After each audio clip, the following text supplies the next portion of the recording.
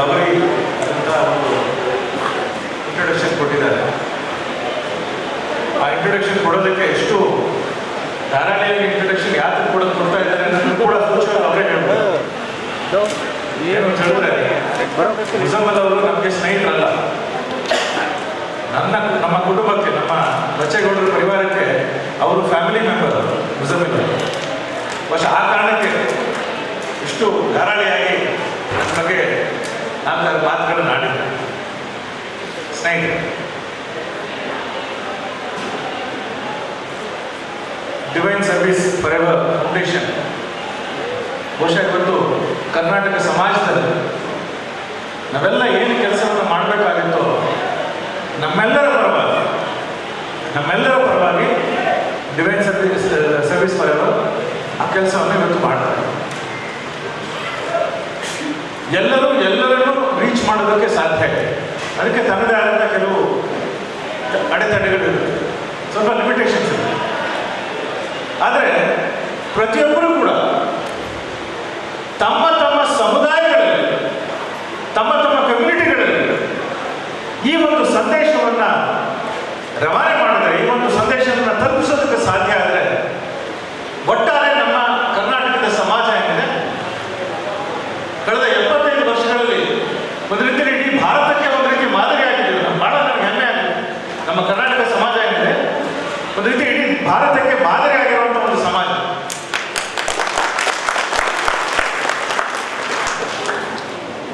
ಹಾಗನ್ಬಿಟ್ಟು ನಮ್ಮಲ್ಲಿ ವಿಷವನ್ನ ಬಿತ್ತೋರ ಸಂಖ್ಯೆ ಕಡಿಮೆ ಏನಾಗಿಲ್ಲ. ಬಹಳಷ್ಟು ಕಡೆ ಈ ರೀತಿ ನಮ್ಮ ಮಧ್ಯೆ, ನಮ್ಮ ಎಲ್ಲ ಕನ್ನಡಿಗರ ಮಧ್ಯೆ, 7 ಕೋಟಿ ಕನ್ನಡಿಗರ ಮಧ್ಯೆ ಒಂದು ರೀತಿ ಏನೋ ವಿಷ ಬಿತ್ತುವಂಥ ಕೆಲಸಗಳು ಆಗಾಗ ನಡೀತಾ ಇದೆ. ಅಷ್ಟೆಲ್ಲ ಆದರೂ ಕೂಡ ಬಹುತೇಕ 99% ಏನಿದೆ ನಮ್ಮೆಲ್ಲ ಕನ್ನಡಿಗರು, 7 ಕೋಟಿ ಕನ್ನಡಿಗರು ಪರಸ್ಪರ ಭ್ರಾತೃತ್ವದಿಂದ, ಪರಸ್ಪರ ಒಂದು ಬ್ರದರ್ಹುಡ್ನಿಂದ ನಾವು ಜೀವನ ಮಾಡ್ತಾರೆ. ಕುವೆಂಪು ಅವರು ಬಹಳ ದೊಡ್ಡ ಸಂದೇಶವನ್ನು ನಮಗೆ ಕೊಟ್ಟು ಹೋದ್ರು. ಕರ್ನಾಟಕ ಈಗ ಒಂದು ಸರ್ವ ಜನಾಂಗದ ಶಾಂತಿಯ ತೋಟ. ಅದು ನಾವು ಬಹಳ ಗಂಭೀರವಾಗಿ ನಂಬಿದ್ದೇವೆ. ಕೇವಲ ಒಂದು ಕವನದ ಸಾಲ ಅಲ್ಲ, ನಾವು ನಂಬಿರುವಂಥ ಒಂದು ಆದರ್ಶ ಏನು ಅಂದರೆ ಇದು ಸರ್ವ ಜನಾಂಗದ ಶಾಂತಿಯ ತೋಟ ಆಗಬೇಕು. ಸರ್ವ ಜನಾಂಗದ ಶಾಂತಿಯ ತೋಟ ಆಗಿದೆ. ಅದು ಇವತ್ತಿದ್ದಲ್ಲ, ಕಳೆದ 100 ವರ್ಷಗಳಿಂದ ಇದು ಸರ್ವ ಜನಾಂಗದ ಶಾಂತಿಯ ತೋಟ ಆಗಿದೆ. ಬಿಜಾಪುರದಲ್ಲಿದ್ದಂಥ ನಮ್ಮ ಮೊಹಮ್ಮದ್ ಆದಿಲ್ ಶಾಹಿರ್ ಮತ್ತು ಬೆಂಗಳೂರಿನಲ್ಲಿದ್ದಂಥ ಕೆಂಪೇಗೌಡರ ವಂಶದವರು, ಅನಂತರದಲ್ಲಿ ಮೈಸೂರಿನ ಶ್ರೀರಂಗಪಟ್ಟಣದ ಆಳದಂಥ ಹೈದರಾಬಾದ್ ಮತ್ತು ಟಿಪ್ಪು ಸುಲ್ತಾನ್, ಇವರೆಲ್ಲರೂ ಕೂಡ ನೋ ಎಕ್ಸೆಪ್ಷನ್ಸ್, ಇವರೆಲ್ಲರೂ ಕೂಡ ಕರ್ನಾಟಕವನ್ನು ಸರ್ವ ಜನಾಂಗದ ಶಾಂತಿಯ ತೋಟ ಮಾಡಿದ್ದಾರೆ. ಚಪ್ಪಳ ಹೊಡಿಬೇಕಾಗುತ್ತೆ. ಸರ್ವ ಜನಾಂಗದ ಶಾಂತಿಯ ತೋಟ ಆಗೋದ್ರಲ್ಲಿ ನಮ್ಮೆಲ್ಲರ ಕೊಡುಗೆ ಇದೆ. ಯಾವುದೇ ಒಂದು ಸಮುದಾಯದ ಒಬ್ಬ ರಾಜನ ಕೊಡುಗೆ ಅಲ್ಲ, ನಮ್ಮೆಲ್ಲರ ಕೊಡುಗೆಯಿಂದ ಇವತ್ತು ನಾವು ಸರ್ವ ಜನಾಂಗದ ಶಾಂತಿಯ ತೋಟ ಆಗಿದ್ರೆ ಮುಂದುವರಿಯೋದಾದ್ರೆ ಇವರೆಲ್ಲರ ಒಂದು ಇದಿದೆ, ಯೋಗದಾನ ಇದೆ, ಇವರೆಲ್ಲರ ಒಂದು ಕಾಂಟ್ರಿಬ್ಯೂಷನ್ ಇದೆ ಅನ್ನೋದನ್ನು ನಾವು ಬಹಳ ಮುಖ್ಯವಾಗಿ ಅರ್ಥ ಮಾಡ್ತೀವಿ. ಆದರೆ ಸ್ನೇಹಿತರೆ, ಇವತ್ತು ನಮಗೆ ರಾಜನ ಮುಖ್ಯ ಆಗೋದಿಲ್ಲ. ಯಾಕೆ? ನಾವು ಯಾವುದೇ ರಾಜರ ಕೈಗಳಿಗೆ ನಾವು ಇವತ್ತು ಇಲ್ಲ. ನಮಗೆ ನಾವೇ ಇವತ್ತು ಪ್ರಜೆಗಳೇ ಆಗಿರುವಂಥ ನಾವೇ ಪ್ರಭುಗಳು. ನಮಗೆ ನಾವೇ ಒಂದು ಸಂವಿಧಾನವನ್ನು ಬರ್ಕೊಂಡಿದ್ದೇವೆ. ಆ ಸಂವಿಧಾನದಲ್ಲಿ ನಾವೇ ಶ್ರೇಷ್ಠ, ನಮಗಿಂತ ಶ್ರೇಷ್ಠ ಆದವರು ಯಾರೂ ಇಲ್ಲ. ಪ್ರಜೆಗಳೇ ಈ ರಾಜ್ಯದಲ್ಲಿ, ಈ ದೇಶದಲ್ಲಿ ಪ್ರಭುಗಳು. ಬಹಳ ಮುಖ್ಯವಾದಂಥ ವಿಚಾರ. ಗಾಂಧಿಯವರ ಬಗ್ಗೆ ಕೇವಲ ಒಂದೇ ಒಂದು ಮಾತಾಡ್ತೀನಿ. ಅವ್ರ ಬಗ್ಗೆ ನಾನು ಬಹಳ ಒಂದು 2-3 ಗಂಟೆಗಳ ಬಗ್ಗೆ ಮಾತಾಡಬಲ್ಲೆ, ಮಹಾತ್ಮ ಗಾಂಧಿಯವರ ಬಗ್ಗೆ. ಅದೇ ಒಂದೇ ಒಂದು ಮಾತಾಡ್ತೀನಿ. ಏನು ಅಂತ ಹೇಳಿದ್ರೆ, 1914ರಲ್ಲಿ ಮಹಾತ್ಮ ಗಾಂಧಿ ಅವರು ದಕ್ಷಿಣ ಆಫ್ರಿಕಾದಿಂದ ವಾಪಸ್ ಬರ್ತಾರೆ. 1914ರಿಂದ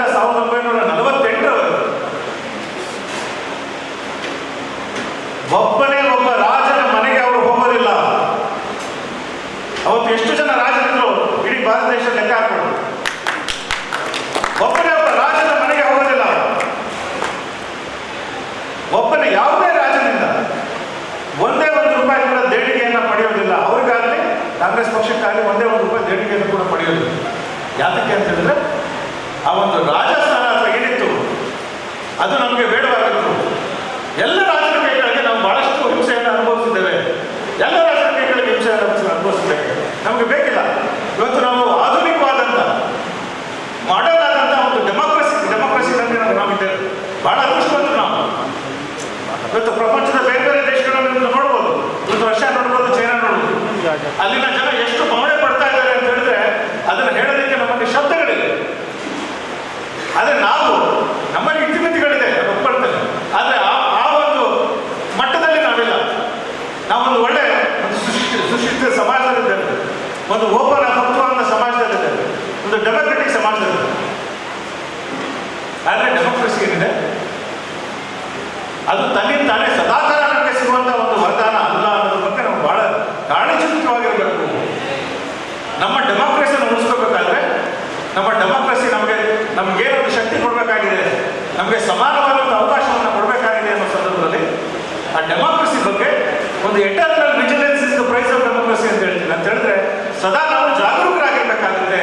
ನಮ್ಮ ಡೆಮೋಕ್ರಸಿಯನ್ನು ಉಳಿಸ್ಕೋಬೇಕಾದ್ರೆ, ನಮ್ಮ ಪ್ರಜಾಪ್ರಭುತ್ವ ಮತ್ತು ನಮ್ಮ ಸಂವಿಧಾನ ಉಳಿಸ್ಕೋಬೇಕಾದ್ರೆ ನಾವು ಸದಾಕಾಲ ಜಾಗರೂಕರಾಗಬೇಕಾಗುತ್ತೆ.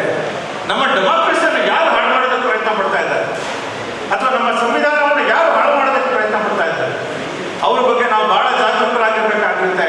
ಅಂಥ ಶಕ್ತಿಗಳ ಬಗ್ಗೆ ನಮಗೆ ಎಚ್ಚರಿಕೆಯಿಂದ ಇರಬೇಕಾಗುತ್ತೆ ಅನ್ನೋದು ಬಹಳ ಈ ಸಂದರ್ಭದಲ್ಲಿ ನಾನು ಹೇಳುವಂಥ ಬಹಳ ಮುಖ್ಯವಾದ ವಿಚಾರ. ನಮ್ಮ ಸಂವಿಧಾನದ ಬಗ್ಗೆ ಇನ್ನೊಂದು ಎರಡೇ ಒಂದು ಮಾತುಗಳನ್ನು ಹೇಳ್ತೇವೆ. ಯಾರೋ ಬಹಳ ತಪ್ಪು ಕಲ್ಪನೆಯಿಂದ ಒಂದು ಮಾತನ್ನು ಹೇಳಿದ್ರು. ಏನು ಅಂತ ಹೇಳಿದ್ರೆ, ಸಮಾಜವಾದ ಏನಿದೆ ಅದು 19ನೇ ಶತಮಾನದಲ್ಲಿ ಇಂಗ್ಲೆಂಡ್ನಲ್ಲಿ ಉಗಮ ಆಯಿತು ಅಥವಾ ಜರ್ಮನಿನಲ್ಲಿ ಕಾರ್ಲ್ ಮಾರ್ಕ್ಸ್ ಅವರ ಪುಸ್ತಕಗಳಿಂದ ಉಗಮ ಆಯಿತು ಅನ್ನೋ ಒಂದು ಮಾತನ್ನು ಹೇಳಿದ್ರೆ ನಾನು ಆ ಮಾತನ್ನು ಒಪ್ಪೋದಿಲ್ಲ.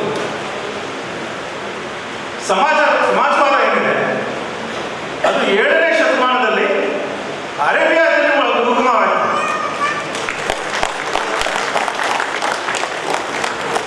ಅದಕ್ಕೆ ಧರ್ಮದ ರೂಪ ಕೊಡಲಾಯಿತು. ಪ್ರೊಫೆಟ್ ಮೊಹಮ್ಮದ್ ಪೈಗಂಬರ್ ಧರ್ಮದ ರೂಪವನ್ನು ಕೊಟ್ಟಿದ್ದು. ಆದರೆ ಆ ಒಂದು ಧರ್ಮದ ಒಂದು ಏನಿದೆ, ಒಂದು ಕೃತಿ ಏನಿದೆ, ಆ ಕೃತಿಯನ್ನು ಗಂಭೀರವಾಗಿ ನೀವು ಅಧ್ಯಯನ ಮಾಡಿ ಬಹುಶಃ ನೀವು ಆಧುನಿಕ ಸಮಾಜವಾದ ಏನು ಅಂತ ನೋಡ್ತೀರಾ, ಆ ಎಲ್ಲ ಸಮಾಜವಾದ ಆ ಒಂದು ಗ್ರಂಥದಲ್ಲಿದೆ. ಆ ಒಂದು ಪದ್ಧತಿ ಅದನ್ನು ಅರ್ಥ ಮಾಡಬೇಕು. ಅದರ ಸ್ಪಿರಿಟ್ ಏನಿದೆ, ಆ ಒಂದು ಗ್ರಂಥದಲ್ಲಿರುವಂತಹ ಒಂದು ಸ್ಪಿರಿಟ್ ಏನಿದೆ, ಏನು ಮೂಲ ಉದ್ದೇಶಗಳೇನಿದೆ, ಅದನ್ನು ನಾವು ಅರ್ಥ ಮಾಡ್ಬೇಕು. ಆ ಮೂಲ ಉದ್ದೇಶಗಳನ್ನು ಅರ್ಥ ಮಾಡ್ಕೊಂಡ್ರೆ ಹೌದು 12ನೇ ಶತಮಾನದ ಬಸವಣ್ಣ ಕೂಡ ಬಹಳ ಸಮಾಜವಾದದ ಮಾತನಾಡಿದ್ರು, ಬಹಳ ದೊಡ್ಡ ಮಾತುಗಳನ್ನು ಆಡಿದ್ರು ಬಸವಣ್ಣ. ಇದೆ ನಮ್ಮ ಕರ್ನಾಟಕದಲ್ಲಿ. ಅದಕ್ಕಿಂತ ಹಿಂದೆ ಅರೇಬಿಯಾ ಅಂತ ಒಂದು ಬಹಳ ಹಿಂದುಳಿದ ಪ್ರದೇಶದಲ್ಲಿ ಪ್ರೊಫೆಟ್ ಅವರು ಸಮಾಜವಾದದ ಗ್ರಂಥವನ್ನು ರಚನೆ ಮಾಡಿದ್ರು. ಸಮಾಜವಾದದ ಸಿದ್ಧಾಂತವನ್ನು ಈ ಪ್ರಪಂಚಕ್ಕೆ ಕೊಟ್ಟರು. ಅದೇ ಸಮಾಜವಾದವನ್ನು ಒಂದು ಆಧುನಿಕ ರೂಪದಲ್ಲಿ ಇವತ್ತು ನಾವು ನಮ್ಮ ಸಂವಿಧಾನದಲ್ಲಿ ಕೂಡ ನಾವು ಅಳವಡಿಸಿಕೊಂಡಿದ್ದೇವೆ. ಅದೇ ರೀತಿ ಸೆಕ್ಯುಲರಿಸಂ ಕೂಡ ಅಳವಡಿಸಿಕೊಂಡಿದ್ದೇವೆ. ಧರ್ಮ ಏನಿದ್ರು ಅದು ನಮ್ಮ ಒಂದು ಖಾಸಗಿ ವ್ಯವಹಾರ. ರಾಜ್ಯಕ್ಕೆ ಬಂದರೆ, ಸರ್ಕಾರಕ್ಕೆ ಬಂದರೆ ನಾವು ಧರ್ಮ ನಿರಪೇಕ್ಷವಾಗಿರ್ತೇವೆ. ಎಲ್ಲ ಧರ್ಮಗಳಿಂದ ಸಮಾನವಾದಂಥ ದೂರವನ್ನು ಕಾಪಾಡಿಕೊಳ್ತೇವೆ. ಎಲ್ಲ ಧರ್ಮಗಳನ್ನು ಗೌರವಿಸ್ತೇವೆ ಅನ್ನೋ ಒಂದು ಸೆಕ್ಯುಲರ್ ಆದಂಥ ಒಂದು ಆದರ್ಶವನ್ನು ಕೂಡ ನಾವು ನಮ್ಮ ಸಂವಿಧಾನಕ್ಕೆ ಕೊಟ್ಕೊಂಡಿದ್ದೇವೆ. ಧರ್ಮ ಬೇಕು, ಆದರೆ ಧರ್ಮ ಖಾಸಗಿ ಆದಂಥ ವಿಚಾರ. ಸಾರ್ವಜನಿಕವಾಗಿ ನಾವೆಲ್ಲ ಒಂದಿರ್ತೇವೆ. ಎಲ್ಲರೂ ಕೂಡ ಸರಿಸಮಾನವಾದ ಹಕ್ಕಿರುತ್ತೆ, ಸರಿಸಮಾನ ಸ್ವಾತಂತ್ರ್ಯ ಇರುತ್ತೆ, ಅವಕಾಶಗಳು ಇರಬೇಕು ಅನ್ನೋ ಮಾತನ್ನು ನಮ್ಮ ಸಂವಿಧಾನ ನಮಗೆ ಬಹಳ ಗಟ್ಟಿಯಾಗಿ ಹೇಳುತ್ತೆ. ಹೀಗಾಗಿ ಬಹುಶಃ ಸಂವಿಧಾನದ ಪರವಾಗಿ ಮೈನಾರಿಟಿ ಸಮುದಾಯ ಇನ್ನಷ್ಟು ಹೆಚ್ಚು ಗಟ್ಟಿಯಾಗಿ ಮಾತನಾಡೋ ಅವಷ್ಟು ಅವಕಾಶ ಇದೆ ಅಂತ ನನಗೆ ಅನಿಸ್ತಾ ಇದೆ. ನಮಗೆಲ್ಲ ಕೊಟ್ಟಿರೋದು, ನನಗೂ ಕೂಡ ವೈಯಕ್ತಿಕವಾಗಿ ನನಗೂ ಕೂಡ ಈ ಶಕ್ತಿ ಕೊಟ್ಟಿರೋದು. ಬಹಳ ಒಂದು ಸಣ್ಣ ಒಂದು ರೈತರ ಕುಟುಂಬದಲ್ಲಿ ಜನಿಸಿದಂಥ ತಂದೆ ಹೆಲ್ತ್ ಇನ್ಸ್ಪೆಕ್ಟರ್ ಆಗಿದ್ರು. ಅದು ಕೂಡ ಬಹಳ ಒಂದು ಸಾಮಾನ್ಯ ರೈತರ ಕುಟುಂಬದಲ್ಲಿ ಹುಟ್ಟಿದಂಥ ನನ್ನನ್ನು ಇವತ್ತು ಸಮಾಜದಲ್ಲಿ ಬಹಳ ಉನ್ನತ ಸ್ಥಳದಲ್ಲಿ ಇರೋದಕ್ಕೆ ಕಾರಣ ಏನು ಅಂತ ಹೇಳಿದ್ರೆ ಇದೇ ಸಂವಿಧಾನ. ನಾನು UPSC ಎಕ್ಸಾಮ್ ಬಂದಾಗ ನನಗೆ ಯಾರು ಗೊತ್ತಿಲ್ಲ. ಅದು ಇನ್ಫ್ಲೂಯೆನ್ಸ್ ಮಾಡೋದಾಗಲಿ ಅಥವಾ ಇನ್ನೊಂದು ಯಾವುದೇ ರೀತಿಯಲ್ಲಿ ನನಗೆ ಸಹಾಯ ಮಾಡೋದಕ್ಕೆ ಸಾಧ್ಯ ಆಗ್ತಾ ಇರಲಿಲ್ಲ. ಕೇವಲ ಒಂದು ಮೆರಿಟ್ ಆಧಾರದ ನನಗೆ ಈ ಒಂದು ಸ್ಥಾನಮಾನ ಸಿಗಬೇಕಾಗಿದ್ರೆ ಅದಕ್ಕೂ ಕೂಡ ಸಂವಿಧಾನವೇ ಕಾರಣ. ಯಾಕೆಂದರೆ ಸಂವಿಧಾನ ನಮಗೆಲ್ಲರಿಗೂ ಕೂಡ ಸಮಾನ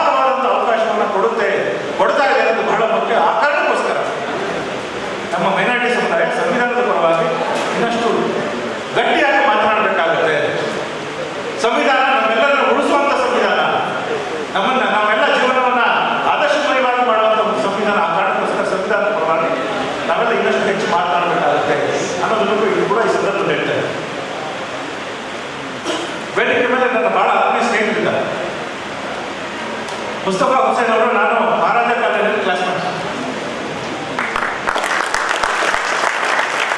ನಂತರ ಅವರು ಕರ್ನಾಟಕದ ಜುಡಿಷಿಯಲ್ ಸೇವೆಗೆ ಸೇರ್ತಾರೆ. ಇವಾಗ ಕರ್ನಾಟಕದಲ್ಲಿ ಪೊಲಿಟಿಕ್ಸ್ ಸರ್ವಿಸ್ ಕಮಿಷನ್ ಮೆಂಬರ್ ಆಗಿದ್ದಾರೆ. ಆಯುಷಾ ಪ್ರಸಾದ್ ಅವರು ಕನ್ನಡದ ಬಹಳ ಒಳ್ಳೆಯ ಲೇಖಕಿ ಮತ್ತು ಬಹಳ ಒಳ್ಳೆಯ ಮಾತುಗಾರ. ಅವರು ಕೂಡ ನಾವು ಸಮಾಜಮುಖಿ ಅಂತೇಳಿ ಒಂದು ಪತ್ರಿಕೆಯನ್ನು ಕೂಡ ತರ್ತೇವೆ. ಆ ಸಮಾಜಮುಖಿ ಪತ್ರಿಕೆಯಲ್ಲಿ ಕನ್ನಡಿಗರಿಗೆ ಇವತ್ತು ಉದ್ಯೋಗ ಮೀಸಲಾತಿಯನ್ನು ಕರ್ನಾಟಕದಲ್ಲಿ ಕೊಡಬೇಕು ಅನ್ನೋದ್ರ ಬಗ್ಗೆ ಒಂದು ವಿಚಾರ ಸಂಕಿರಣ ಮಾಡಿ ಅದರಲ್ಲೂ ಆಯುಷಾ ಪ್ರಸಾದ್ ಅವರು ಬಹಳ ಗಟ್ಟಿಯಾಗಿ ಮಾತಾಡ್ತಾರೆ. ಅದೇ ರೀತಿ ನಮ್ಮ ಮಹಮ್ಮದ್ ಪಾಷಾ ಅವರು ಮೊದಲಿಂದ ಕೂಡ ನನಗೆ 4-5 ವರ್ಷಗಳಿಂದ ಅವ್ರು ಪರಿಚಯ ಇದ್ದಾರೆ.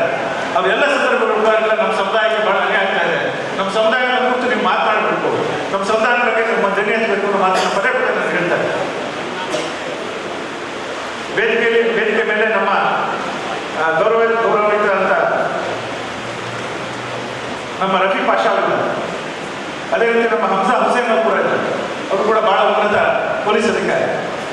ಮತ್ತು ಮುಸಮಿಲ್ ಅವರಂತೂ ನಮ್ಮ ಕುಟುಂಬದವರೊಂದಿಗೆ ಈಗಾಗಲೇ ನಾನು ಹೇಳ್ಬಿಟ್ಟಿದ್ದೆ. ಅದೇ ರೀತಿ ನಮ್ಮ ಜಹಾನಾತ್ ಮೇಡಮ್ ಅವರು ಕೂಡ ಇದ್ದಾರೆ. ಅವರೆಲ್ಲರೂ ಕೂಡ ಬಂದರೆ ಸ್ನೇಹಿತರೆ, ಮುಸ್ತಫಾ ಅವರು ಒಂದು ಮಾತು ಹೇಳಿದ್ರು, ಬಹಳ ಮುಖ್ಯವಾದ ಮಾತು. ಏನು ಅಂತ ಹೇಳಿದ್ರೆ, ಒಂದು ನಮಗೆ ಎಜುಕೇಶನ್ ಬಹಳ ಮುಖ್ಯವಾಗಿದೆ.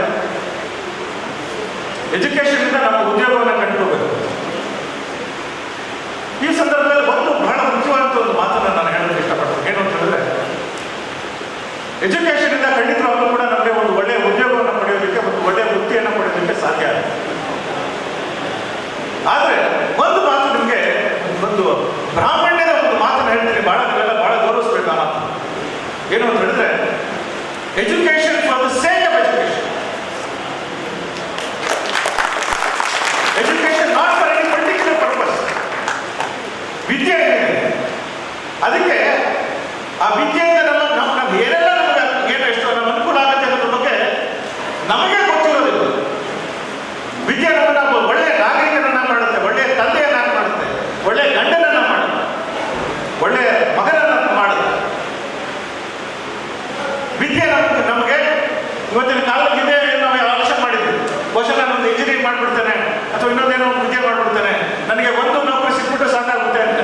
ಆದರೆ ಇವತ್ತು ಪ್ರಪಂಚ ಯಾವ ಮಟ್ಟದಲ್ಲಿ ಬದಲಾವಣೆ ಆಗಿದೆ ಅಂತ ಹೇಳಿದ್ರೆ, ಇವತ್ತು ನಮಗೆ ಒಂದು ವೃತ್ತಿ ಸಿಗುವಂಥ ಸಾಧ್ಯತೆಗಳಿಲ್ಲ. ನಮ್ಮ ಜೀವನದಲ್ಲಿ 30-40 ವರ್ಷಗಳಲ್ಲಿ ನಾವು 3-4 ವೃತ್ತಿಯನ್ನು ಮಾಡುವಂಥ ಒಂದು ಸಂದರ್ಭ ಕೂಡ ಇವತ್ತು ನಮ್ಮ ಮುಂದೆ ಇದೆ.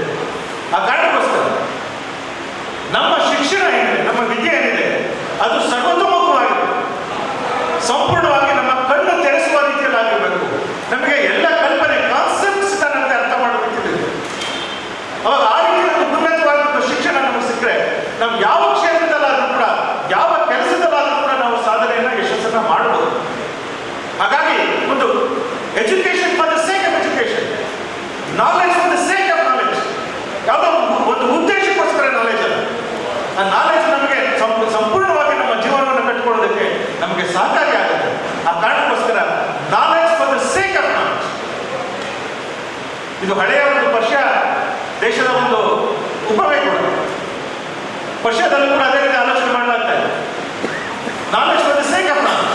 ಯಾರು ಒಂದು ಒಳ್ಳೆಯ ವಿದ್ಯೆಯನ್ನು ಪಡ್ಕೊಂಡಿರ್ತಾನೆ ಅವನಿಗೆ ಸಮಾಜದಲ್ಲಿ ಬಹಳ ಉನ್ನತವಾದಂಥ ಒಂದು ಗೌರವವನ್ನು ಕೊಡಲಾಗ್ತಾ ಇದೆ. ಅವತ್ತಿನ ಸಂದರ್ಭದಲ್ಲೂ ಕೂಡ 15, 14, 17ನೇ ಶತಮಾನದಲ್ಲಿ ನಾವು ಪದೇ ಪದೇ ಪ್ರತಿ ವರ್ಷ ಕೂಡ ನಾವು ಪರ್ಷಿಯಾದಿಂದ ಒಂದಷ್ಟು ಬಹಳ ಹೆಚ್ಚು ಓದಿದಂಥವ್ರನ್ನ ನಾವು ಕರೆಸ್ಕೊಳ್ತಾ ಇದ್ದೀವಿ. ಈ ದೇಶಕ್ಕೆ ಪರ್ಷಿಯಾ ದೇಶದ ಕೊಡುಗೆ ಬಹಳ ದೊಡ್ಡ ಮಟ್ಟದಲ್ಲಿ. ಯಾತಕ್ಕೆ ಅಂತ ಹೇಳಿದ್ರೆ ಇದೇ ಕಾರಣಕ್ಕೋಸ್ಕರ knowledge for the sake of knowledge ಅನ್ನೋ ಒಂದು ವಿಚಾರ. ಇನ್ನೊಂದು ಒಂದು ವಿಚಾರ ಹೇಳ್ತೇನೆ.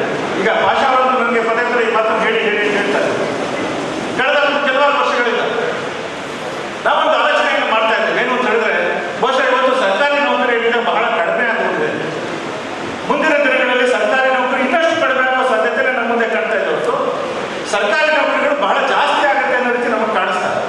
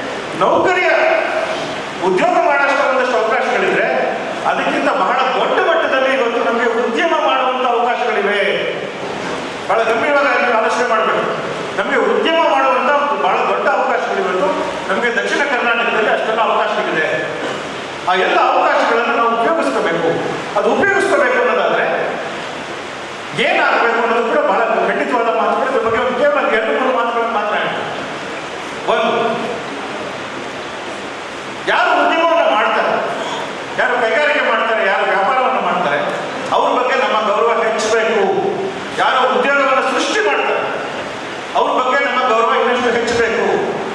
ಕೇವಲ ಯಾರೊಬ್ಬ FDA ಆದರೆ ಅಥವಾ ಪೊಲೀಸ್ ಕಾನ್ಸ್ಟೇಬಲ್ ಆದರೆ ಅವನು ಕೊಡುವಂಥ ಗೌರವ ಏನಿದೆ, ನಾವು ಒಳ್ಳೆಯ ಉದ್ಯೋಗ ಕೊಡೋದಿಲ್ಲ.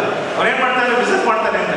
ಆದರೆ ನೀವು ಇದೇ ಮಾರ್ವಾಡಿ ಕಮ್ಯುನಿಟಿ ತೆಗೆದುಕೊಳ್ಳಿ, ಗುಜರಾತಿ ಕಮ್ಯುನಿಟಿ ತೆಗೆದುಕೊಳ್ಳಿ, ಅಲ್ಲಿ ಯಾರು ಉದ್ಯೋಗವನ್ನು ಮಾಡ್ತಾರೆ ಅವರಿಗೆ ಹೆಚ್ಚು ಗೌರವ ಸಿಗುತ್ತೆ. ಯಾರು ಉದ್ಯೋಗ ಮಾಡ್ತಾರೆ ಅವರಿಗೆ ಸ್ವಲ್ಪ ಕಡಿಮೆ ಗೌರವವನ್ನು ಕೊಟ್ಟಾಗ. ಯಾಕೆ? ಯಾರು ಉದ್ಯೋಗ ಇದ್ದಾರೆ ಅವರು ಇನ್ನಷ್ಟು ಉದ್ಯೋಗಗಳನ್ನು ಸೃಷ್ಟಿ ಮಾಡ್ತಾರೆ. ಹಾಗಾಗಿ ಅವರಿಗೆ ಗೌರವ ಕೊಡೋದನ್ನ ಬಹಳ ನಾವು ಗಂಭೀರವಾಗಿ ಪರಿಗಣಿಸಬೇಕು. ಒಂದು. ಎರಡನೇ, ಒಂದು ಡಿಸೈನ್ ಫಾರ್ ಎಕ್ಸಲೆನ್ಸ್ ಇರಬೇಕು. ನಮ್ಮ ಒಂದು ಉತ್ಕೃಷ್ಟತೆ.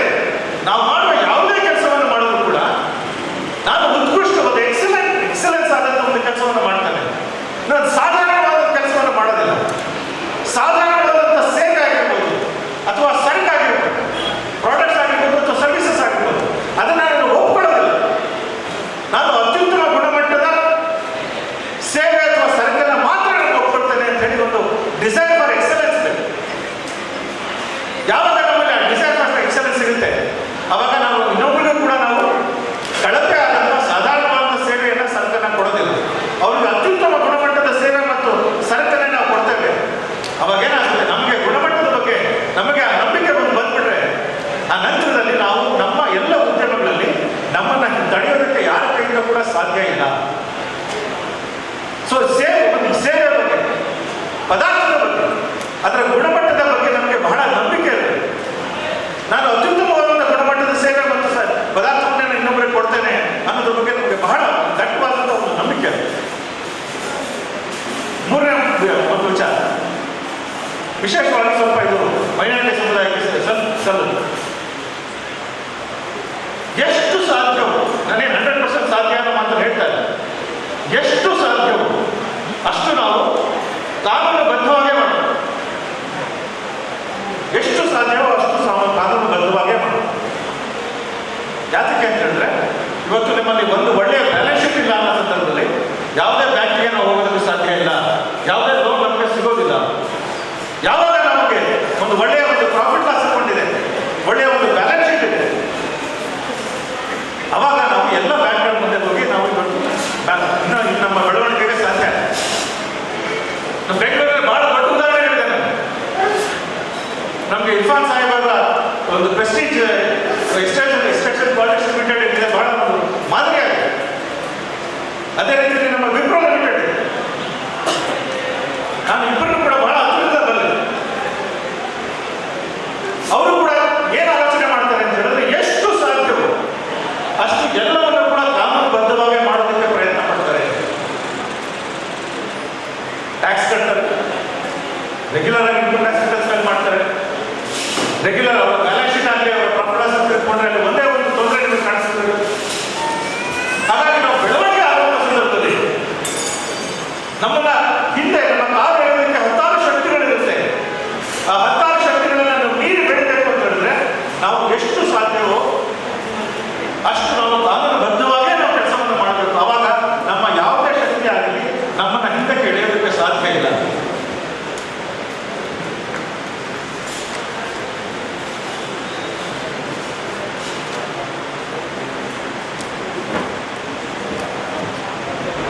अस्सलाम वालेकुम रहमतुल्लाहि व बरकातहू। आज हमारे आन बान शान जो मौलाना महमूद बंदी साहब आके हैं, एक बार उठ के रखते जोरदार वेलकम करें। और जनाब मुफ्ती शमशुद्दीन साहब और जनाब आसिफ साहब आके हैं। बैठ जाइए, बैठ जाइए, please take your seats. Sir का बहुत इंपॉर्टेंट पॉइंट डिस्कशन रहा IRA साहब का, राइट। हर बात पे गौर कीजिए, अमल कीजिए, प्लीज सर।